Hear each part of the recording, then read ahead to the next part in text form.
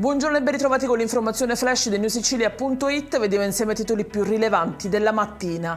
In apertura la condanna a 15 anni da parte del Tribunale di Marsala nei confronti di Alfonso Tumbarello, il medico di Campobello di Mazara che ebbe in cura il boss Matteo Messina Denaro durante la sua latitanza. Le accuse sono di concorso esterno in associazione mafiosa e falso. Giovanni Salamone, il 62enne condannato all'ergastolo per aver ucciso a coltellate la moglie 53enne Patrizia Russo, resta in carcere. Dietro l'omicidio vi sarebbe stato il no della donna a consegnare all'uomo 250 euro per coprire una copertura nel conto corrente. I giudici hanno respinto la nuova richiesta di arresti domiciliari avanzata dalla difesa.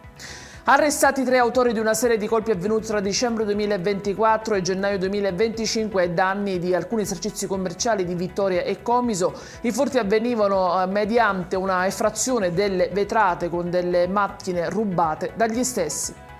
E sono 48 invece le persone sbarcate ieri sera nel porto di Pozzallo attraverso la nave Aurora della ONG Sea Watch. La meta iniziale era Augusta, un problema al carburante ha invece cambiato la destinazione con uno sbarco al porto più vicino.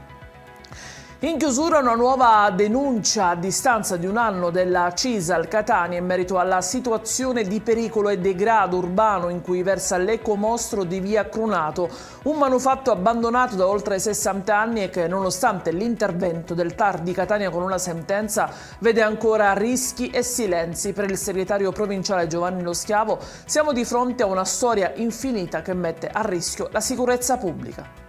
Ed è tutto per questa edizione, vi ricordo come sempre che i dettagli su queste notizie e molte altre li trovate sul nostro sito e sui nostri canali social. Grazie per averci seguito e a più tardi con nuovi aggiornamenti.